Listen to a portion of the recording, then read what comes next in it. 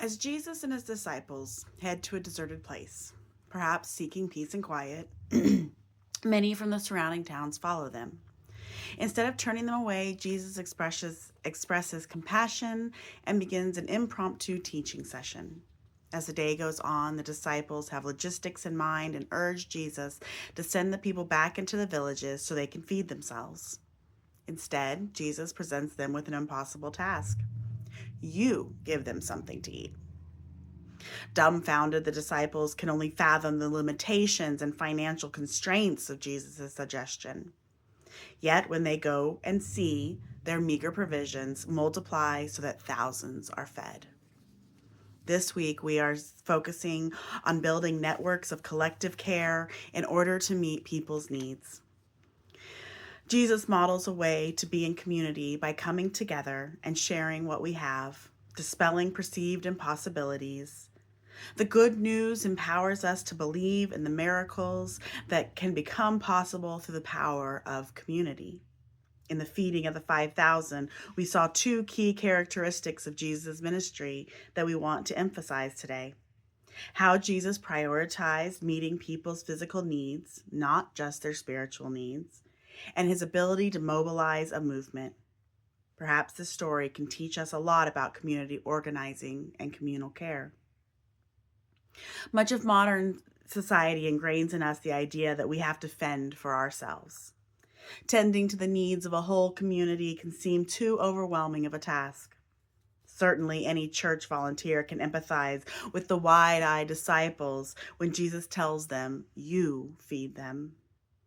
How often have you felt like the task before you far outweighs the resources or time available? Yet Jesus has compassion for the crowd and insists that they be cared for. Compassion is the energy source for collective care. The good news is what the disciples have to offer, 5 loaves and 2 fish, is enough. The good news is the crowd mobilizes into action, perhaps haphazardly, without a 10-point strategic plan. The good news is the disciples' limiting beliefs don't limit what God does. The good news is everyone is fed. Now, just before our gospel story, the disciples have been sent out in pairs to cast out demons and heal the sick, all while carrying nothing with them and possibly facing frequent rejection. Then we learn that John the Baptist has been brutally beheaded. Is it any wonder that Jesus invited the disciples to come away to a deserted place? Surely they, as well as Jesus, were physically and emotionally exhausted.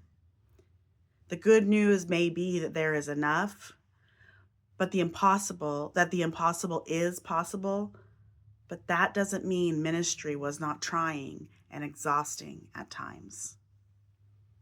Perhaps Jesus was training them not just to give, but also to receive.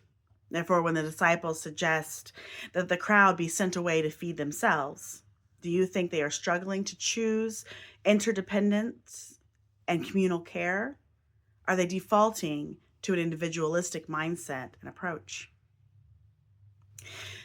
So the disciples are coming off this mental and physical exhaustion. Going out with no food or money means they were at the mercy of the generosity and hospitality of others. But their scarcity is counteracted with God's abundance through the generosity of those they meet. The Bible starts out with a liturgy of abundance. Genesis 1 is a song of praise for God's generosity. It tells how well the world is ordered. It keeps saying, "It is good, it is good, it is good, it is very good."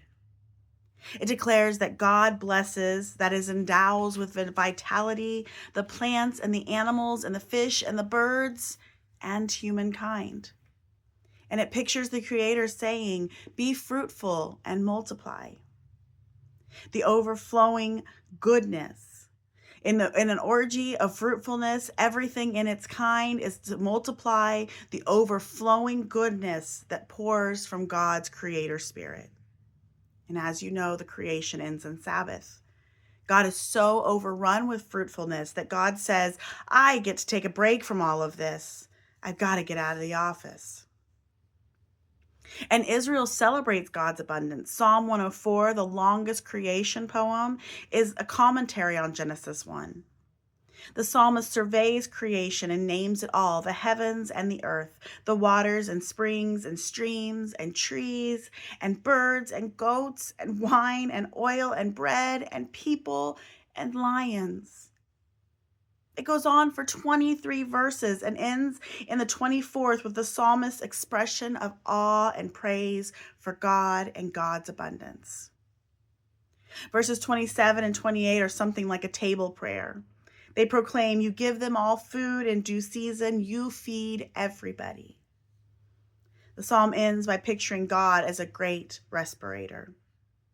It says, "If you give your breath, the world will live. If you ever stop breathing, the world will die."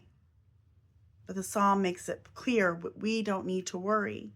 God is utterly, utterly reliable. The fruitfulness of the world is guaranteed. And then Psalm 150, the last psalm in the book, is an exuberant expression of amazement at God's goodness.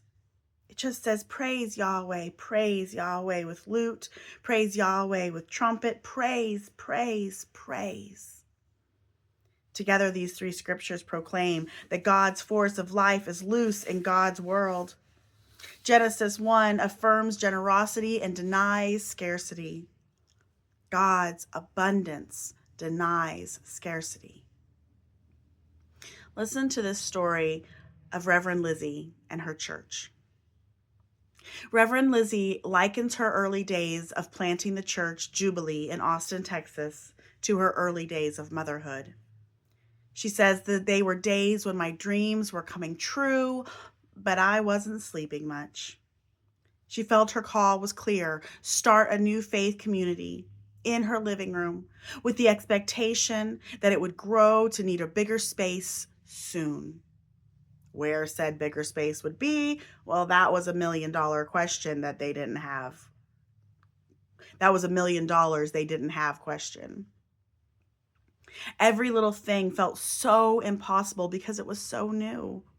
She spent late nights fretting about liturgy, making bulletins, printing bulletins, how many would be needed, would anyone come, and where she would get all affordable altar linens.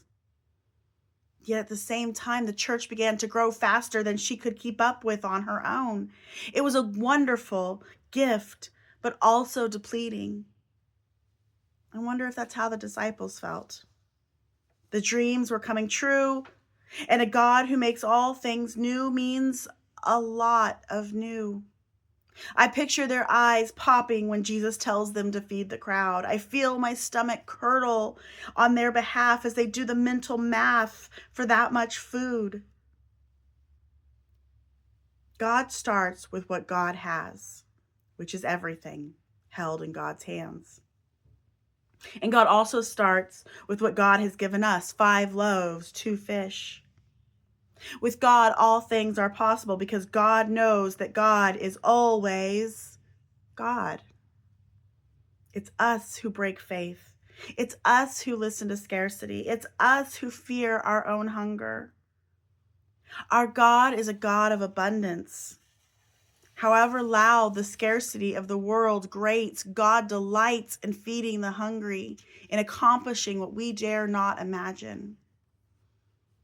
Reverend Lizzie talks about the abundance interruptions, as she calls them, that ease scarcity of the early new church days, such as her mother-in-law moving closer, who happened to be a church pianist, but as desperate for music as she was, there was no keyboard.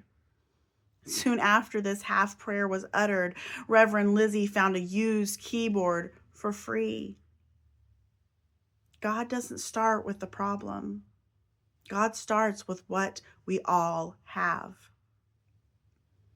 The Sunday they sang Amazing Grace, the rafters shook. Turns out, nothing really is impossible with or for God. Amen.